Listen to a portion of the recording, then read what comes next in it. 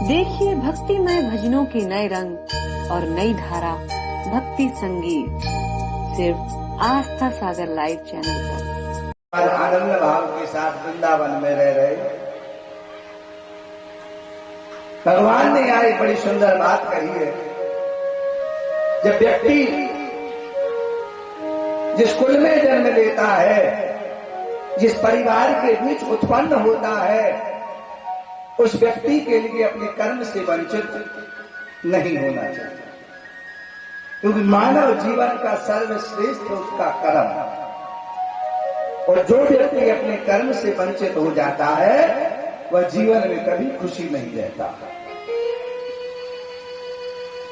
मैया से बोली, मैया अब मैं बड़ो हो गए हो, तो बेटा जब किसी का बड़ा हो जाए उसे माँ बाप के सहारे नहीं बल्कि माँ बाप को सहारा देना चाहिए। इसलिए कि तुम्हारा बेटा बड़ा हो गया है, हम कुछ काम काज करेंगे। मैया यशोदा ने कहा, ब्रज के राजा का छोरा 85 साल में होगा और ब्रजमंडल का बेटा काम करेगा, तुझे शर्म नहीं आएगी? भगवान बोले, मैया किस बात की शर्म? मेरा भी कर्म है, करोगे क्या? कि मैं सारे ब्रजमंडल की गाय बछड़ों की सेवा करूंगा, क्योंकि भगवान का जन्म यदवंश में हुआ था और यदवंशियों का कर्म है गौ माता की सेवा करना, गौ माता की रक्षा करना। इसलिए मैं आज सारे ब्रजमंडल की गाय की सेवा करूंगा। जो गाय कभी जंगल नहीं जाती थी, आज वो कन्हैया की बंसी की तान सुनकर अपने आप अपने गले का फंदा निकाल के आ गए। जय प्रभु की महिमा है, जय गोविंद की कृपा है। भगवान जब भी कृपा करता है तो देखो कितनी सुंदर करता है। भरोसा खुद पर करो, भरोसा खुद पर करो तो ताकत बन जाएगी। भरोसा खुद पर करो प्यारे तो ताकत बन जाएगी। अगर भरोसा दूसरों पर रखोगे प्यारे तो कमजोरी बन जाएगी। हमें खुद पर भरोसा होना चाहिए, हमारे अंदर इतना दृढ़ विश्वास होना चाहिए कि हमने जिस कुल में जन्म लिया है, जिस पितृ में जन्म लिया है, चाहे वो शूद्र कुल का व्यक्ति हो, चाहे वैश्य कुल का व्यक्ति हो, चाहे क्षत्रिय कुल का व्यक्ति हो, चाहे ब्राह्मण कुल का व्यक्ति हो, कभी भी उसे अपने कुल रूपी कर्म से व्यक्ति को वंचित नहीं होना चाहिए। आज हमारा हिंदू धर्म पीछे क्यों है? हिंदू धर्म के लोग हंसी क्यों उड़ाते हैं? हिंदू धर्म के लोग हंसी क्यों उड़ाते हैं? हम लोग अपने कर्म से वंचित हो गए, हम लोग अपने मार्ग से भटक गए। हमें एक दूसरों की बुराई करने के लिए तो टाइम है, एक दूसरों की लड़ाई करवाने के लिए तो समय है, एक दूसरों की चुगली करने के लिए तो समय है, एक दूसरों की टांग खींचने के लिए तो समय है, एक दूसरों की निंदा करने के लिए तो समय है, लेकिन हमें अपने कर्म पर चलने के लिए समय नहीं। हम लोग कर्म से भागते,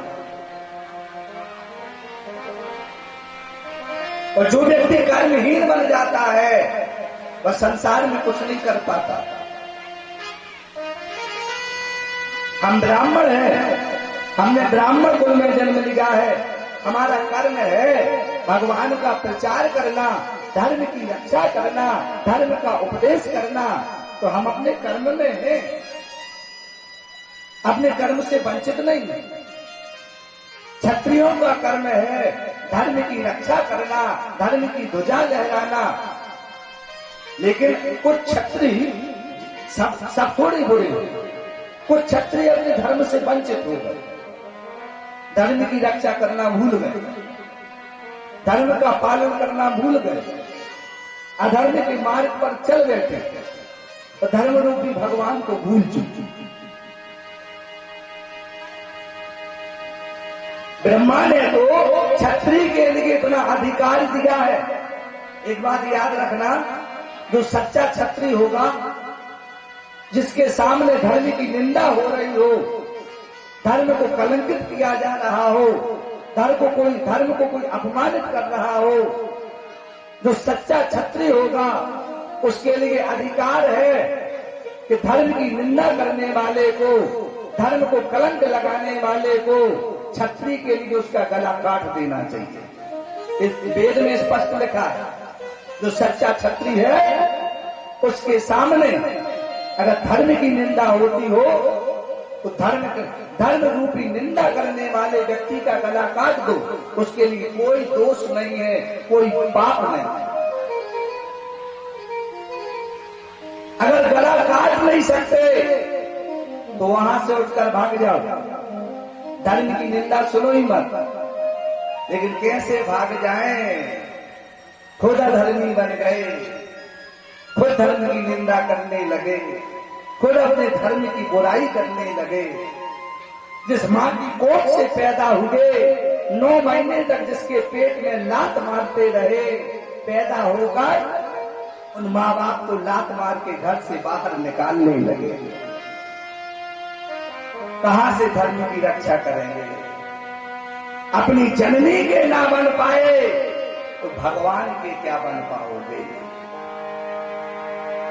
अपनी जननी के ना बन पाए तो भगवान की क्या बन पाओगे?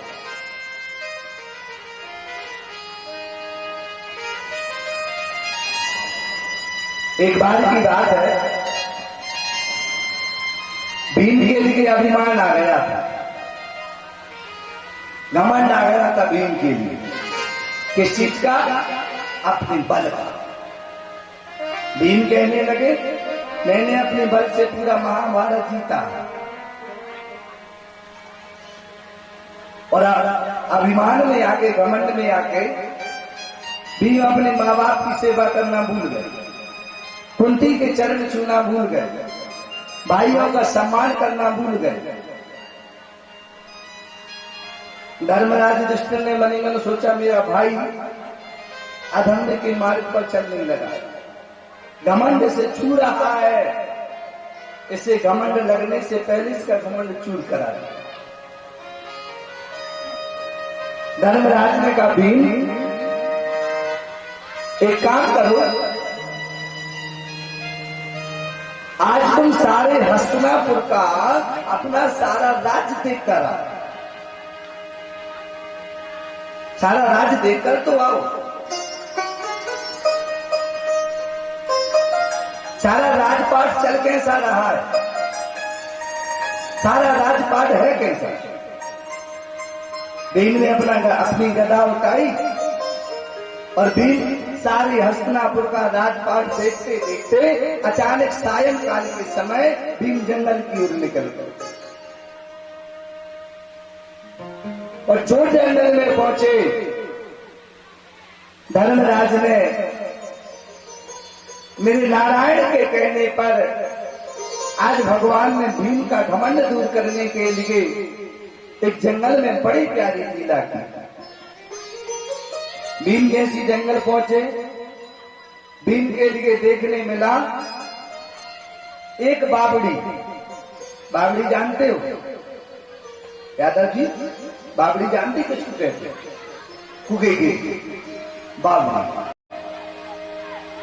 एक बावड़ी यानी एक कुगा अलग अलग 4 दिशाओं से 4 प्रकार का जल प्रवाहित कर रहा है। ये मेरे नारायण की लीला है। इंद्र का घमंड भीम का घमंड दूर करने के लिए धर्मराज के कहने पर मेरे नारायण ने बड़ी प्यारी जंगल में लीला की। एक कुगा चारों दिशाओं से अलग अलग जल का प्रवाहित कर रहा है। भीम ने देखा कि एक कुगे से 4 धाराएं निकली। मुझे चारों धाराएं चलकर देखने तो चाहिए, आखिर क्या कहा रही हैं। चारों धाराएं थोड़ी आगे निकल गईं और आगे जाके वो चारों धाराएं अलग अलग 4 कुएं को भर गई। एक कुआ प्यारे 4 कुएं को भर रहा है। बहुत देर हो गई भीम को देखते देखते। चारों कुएं भर गए, जल प्रवाहित हो गया।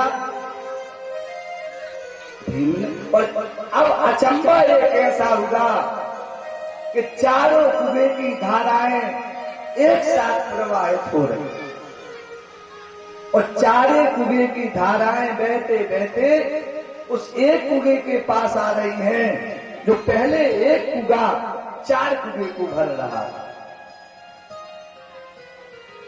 भीम के आंखों से आंसू इसलिए आए, भीम के हृदय में गम इसलिए बैठा, हस्तिनापुर में सन्नाटा इसलिए छाया क्योंकि एक कुआ 4 कुएं को तो भर रहा था, लेकिन 4 कुएं मिलकर प्यारे एक कुएं को नहीं भर पाए।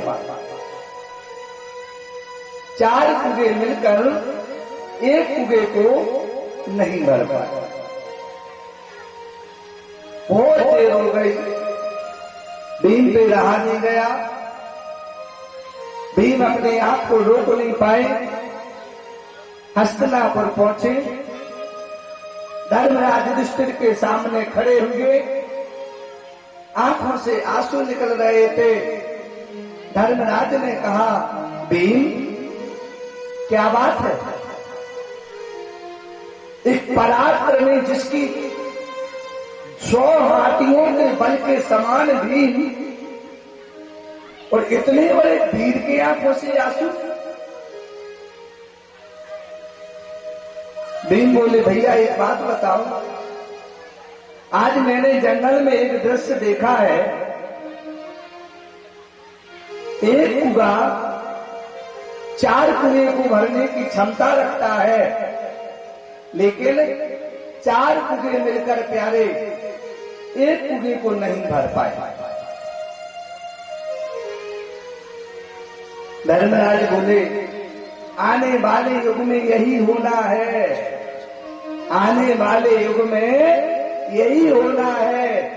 हम महाभारत जीत के आए थे, हम चारों भाइयों ने तो मां के चरण छुए, लेकिन तेरे लिए घमंड आ गया था अपने बल का। तू बल में आके तूने अपनी मां के चरण ना छुए। ये कोई अनहोनी नहीं है, कोई घटना नहीं है, कोई अचंभे वाली बात नहीं है। ये कली काल का सच्चा दृश्य है कि एक कुआ 4 कुएं को तो भर सकता है, लेकिन 4 कुएं मिलकर एक कुएं को नहीं भर सकते। आने वाले युगों में यही होना है। एक बूढ़े माँ बाप 4 बेटों को तो पालने की हिम्मत रखते हैं। तसला पटक कर बर्तन, जूठे बर्तन घर घर के मांझ कर, मेहनत कमाई इकट्ठी करके 4 बेटों को पढ़ा लिखा कर बड़ा आदमी तो बना देते हैं, लेकिन अंत समय जब उन बूढ़े माँ बाप की बारी आती है तो 4 बेटे एक साथ मिलकर उन बूढ़े माँ बाप को नहीं पाल सकते। बूढ़े माँ बाप 4 बेटों को तो पाल देते हैं, लेकिन 4 बेटे माँ बाप को नहीं पाल सकते। अंत समय घर से बाहर निकाल देते, फेंक देते घर से। इसलिए हमें अपने कर्म से वंचित नहीं होना। भगवान कर्म के मार्ग पर चल सकते।